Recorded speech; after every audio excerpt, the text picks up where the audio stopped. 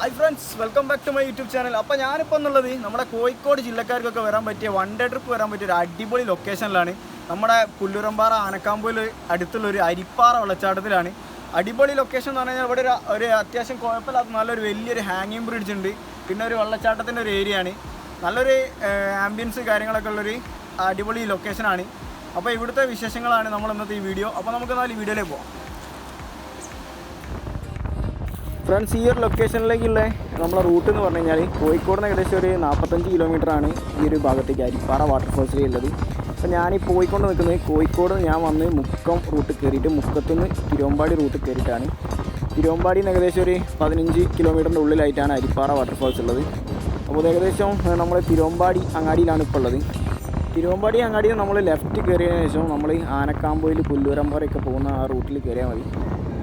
വയനാട് വഴിക്ക് വരികയാണെങ്കിലും ആ ഭാഗത്തുനിന്ന് നമുക്ക് തിരുവമ്പാടിക്ക് എത്താനുള്ള റൂട്ട് കാര്യങ്ങളുണ്ട്. ആനക്കാമ്പൊയിലേക്കും വയനാട് ആ ഭാഗത്തു നിന്നൊക്കെയുള്ള ഇതുണ്ട്, റോഡ് കാര്യങ്ങളൊക്കെ ഉണ്ട്.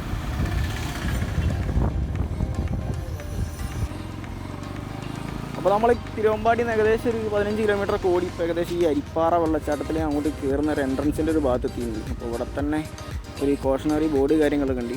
മരണം ഏകദേശം 23 കഴിഞ്ഞിട്ടുണ്ട് എന്നൊക്കെയാണ് ആ ബോർഡിലുള്ളത്.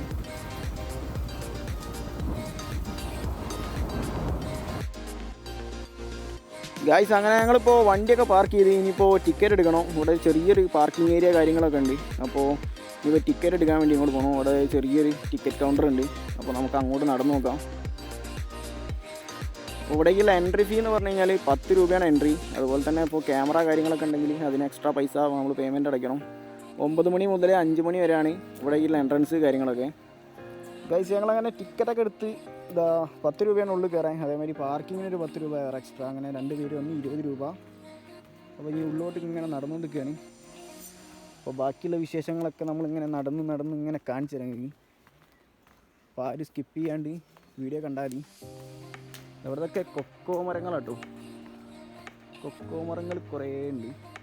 അപ്പോൾ ഇതിൻ്റെ ഇടയിൽ കൂടിയാണ് ഇതിൻ്റെ വഴി കാര്യങ്ങളൊക്കെ. ഞങ്ങളിങ്ങനെ ജസ്റ്റ് ഇങ്ങനെ നടന്നുകൊണ്ട് നിൽക്കുകയാണ്. അപ്പോൾ നമ്മൾ ഏകദേശം നടന്നിട്ട് ഒരു 300 മീറ്റർ മുന്നോട്ട് പോകുന്നുണ്ട്. അപ്പോൾ ഇവിടെ ഗാർഡിൻ്റെ ഒരു ഷെൽട്ടർ കാര്യങ്ങളൊക്കെ ഉണ്ട്. അപ്പോൾ ഈ ഒരു വഴിക്കാണ് നമ്മൾ നടന്നു വന്നത്. അപ്പോൾ നമുക്കിത് അവിടുന്ന് ബ്രിഡ്ജ് കാണാം. അപ്പോൾ നമ്മളെ ടിക്കറ്റൊക്കെ ഇവിടെ ഈ ഗാർഡിൻ്റെ അടുത്ത് കാണിച്ചു കൊടുക്കണം. അപ്പോൾ ഇവിടെ ഒരു അറിയിപ്പ് ബോർഡുകളൊക്കെ ഉണ്ട്. ആഴമുള്ള കയത്തിൽ കുളിക്കുന്നത് നിരോധിച്ചിരിക്കുന്നു. ഈ ഒരു ഏരിയയിൽ എന്ന് പറഞ്ഞു കഴിഞ്ഞാൽ ഏറ്റവും കൂടുതൽ മഴക്കാലത്ത് അപകടങ്ങൾ സംഭവിക്കുന്ന ഒരു ഏരിയയാണ്. കാരണം എന്താ വെച്ച് കഴിഞ്ഞാൽ വെള്ളത്തിൻ്റെ ശക്തി നമുക്ക് കാൽക്കുലേറ്റ് ചെയ്യാൻ കഴിയില്ല. മഴ പെയ്ത് കഴിഞ്ഞാൽ അജാതി ഫോഴ്സിലാണ് വെള്ളം ഇവിടെ വന്നുകൊണ്ടിരിക്കുന്നത്. ഇതാണിപ്പോൾ ഇവിടെ ഒരു ബ്രിഡ്ജ് വന്നിട്ടുണ്ട്. അത്യാവശ്യം ഒരു കൊല്ലമായിട്ടുണ്ട് ഈ ഒരു ബ്രിഡ്ജ് ഇവിടെ വന്നിട്ട്. നമ്മൾ ഈ ബ്രിഡ്ജിലേക്ക് കയറുന്ന ഇവിടെ തന്നെ എഴുതി വെച്ചിട്ടുണ്ട് മരണം ഇതുവരെ 23 മരണം ആയിട്ടുണ്ട്.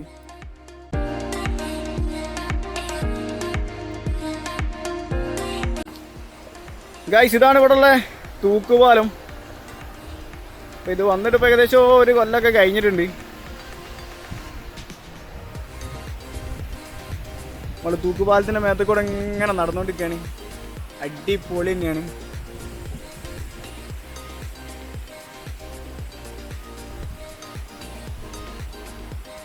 ഇതിൻ്റെ മേലെ നോക്കിക്കഴിഞ്ഞാൽ നമുക്ക് ഇവിടെ ഉള്ള വെള്ളച്ചാട്ടത്തിൽ കുറേ പാറകൾ കല്ലുകളൊക്കെയാണ്. ഇതൊക്കെ ചിലപ്പോൾ ഉരുളൊക്കെ പൊട്ടിയൊക്കെ വരുന്നൊരു ഏരിയയാണ്. നല്ലൊരു ഉരുൾപൊട്ടൽ സാധ്യതകളൊക്കെ നിലനിൽക്കുന്നൊരു ഏരിയ കൂടിയാണ്. അപ്പോൾ അങ്ങനെ ഉരുളൊക്കെ പൊട്ടി വന്ന പാറകൾ കല്ലുകളൊക്കെയാണ്. പക്ഷെ നിങ്ങൾ വെള്ളം കണ്ടില്ല, നിങ്ങൾ ക്രിസ്റ്റൽ ക്ലിയറാണ്. ഒരു പച്ച കളറുള്ള ഷെയ്ഡുള്ള വെള്ളമാണ്. അടിപൊളിയല്ലേ?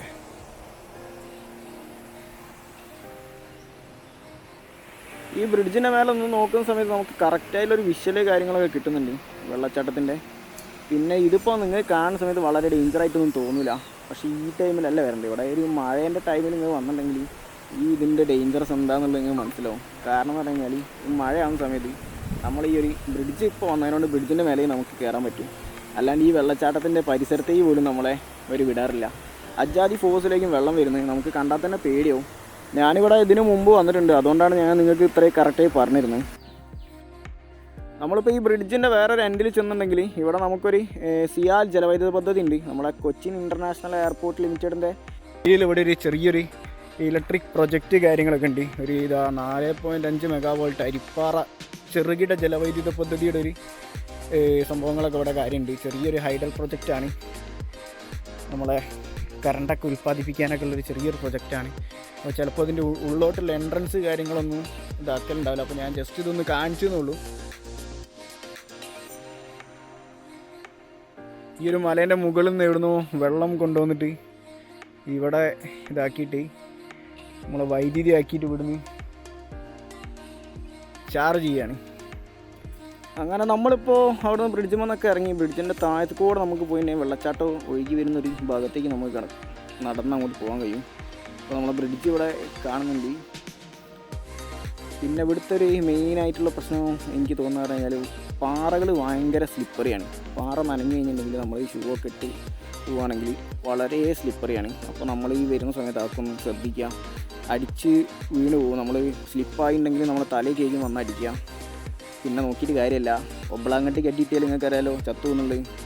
അപ്പോൾ അതാ വളരെ ശാന്തമായി നിൽക്കുന്ന വെള്ളമാണ്, നിങ്ങൾ കാണില്ലേ, പച്ച കളറ് എച്ചാതി രസാലേ കാണാൻ. ഇവിടെ കുറച്ചൊരു മഴയുള്ള ടൈമിലൊക്കെ നിങ്ങൾ വരണം, പൊളിക്കൂ ഗായ്സ്. നമ്മൾ അവിടെ നിന്ന് ഇപ്പോൾ മേലോട്ട് നടന്നിട്ടുണ്ടെങ്കിൽ ഇവിടെ ചെറിയൊരു കഫറ്റീരിയ ഒക്കെ സ്റ്റാർട്ട് ചെയ്യാൻ വേണ്ടിയിട്ടുള്ള സംഭവങ്ങൾ, ബിൽഡിങ് കാര്യങ്ങളൊക്കെ ഉണ്ടാക്കിയിട്ടുണ്ട്. ഇതൊക്കെ ഇപ്പോൾ അടുത്ത് വന്നതാണ്. ഞാനിപ്പോൾ ഒരു 2 വർഷമൊക്കെ മുമ്പ്, 1.5 വർഷം ആ ഒരു ടൈമിൽ വന്ന സമയത്ത് ഇവിടെ അങ്ങനത്തെ സെറ്റപ്പ് കാര്യങ്ങളൊന്നുമില്ല. അപ്പോൾ കഫറ്റീരിയ ഉണ്ട്, പക്ഷേ അത് ഓപ്പൺ ആയിട്ടില്ല. പിന്നെ ഇവിടുന്ന് ജസ്റ്റ് മുമ്പോട്ട് നടന്നിട്ടുണ്ടെങ്കിൽ നമ്മളെ ബാത്റൂം ഫെസിലിറ്റീസ്, ടോയ്ലറ്റ് കാര്യങ്ങളൊക്കെ ഉണ്ട്. മേലെ സ്റ്റെപ്പൊക്കെ കയറി മേലോട്ട് പോയിട്ടുണ്ടെങ്കിൽ അവിടെ ഒരു ചെറിയൊരു വ്യൂ പോയിൻ്റ് പോലെ അവർ സെറ്റ് ചെയ്ത് വെച്ചിട്ടുണ്ടെന്നാണ് പറഞ്ഞത്. നമുക്ക് ആവുമ്പോഴേ ഒന്ന് പോയി വെക്കാം. കാരണം ഇവിടെ റെനോവേഷൻ കഴിഞ്ഞതിന് ശേഷം ഞാൻ ഈ ഭാഗത്തേക്ക് വന്നിട്ടേ ഇല്ല.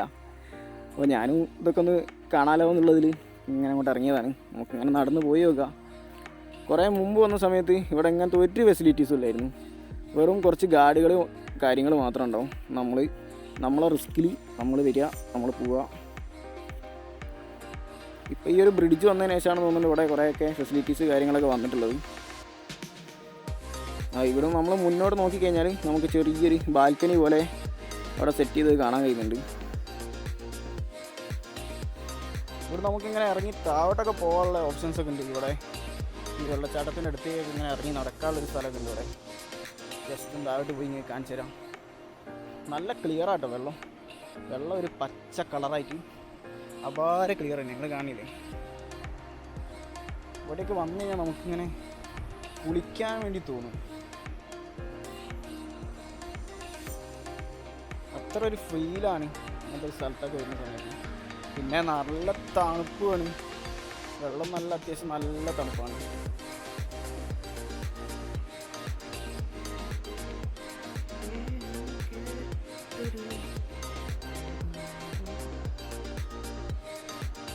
വെള്ളം കണ്ടില്ല നിങ്ങൾ, നല്ല ക്ലിയർ വെള്ളമല്ലേ. ഫ്രണ്ട്സ്, ഇന്നത്തെ നമ്മളെ വീഡിയോ ഒക്കെ ഇഷ്ടമായി വിചാരിക്കുന്നുണ്ട്. അപ്പോൾ നമ്മളെ ഇവിടെ ചെറിയ മഴയ്ക്കുള്ള സാധ്യത കൂടുതലായതിനോട് ഞങ്ങൾ നല്ല ഇറങ്ങിയാണ്. അപ്പോൾ വീഡിയോസൊക്കെ ഇഷ്ടമായാലും ലൈക്ക് ചെയ്യുക, അതുപോലെ തന്നെ ചാനൽ സബ്സ്ക്രൈബ് ചെയ്യാണ്ട് വീഡിയോസ് കാണുന്നുണ്ടെങ്കിൽ ഒന്ന് ചാനൽ സബ്സ്ക്രൈബ് ചെയ്ത് വെക്കുക. അപ്പോൾ അടുത്ത വീഡിയോ കാണുന്നവരെ എല്ലാവർക്കും ബൈ.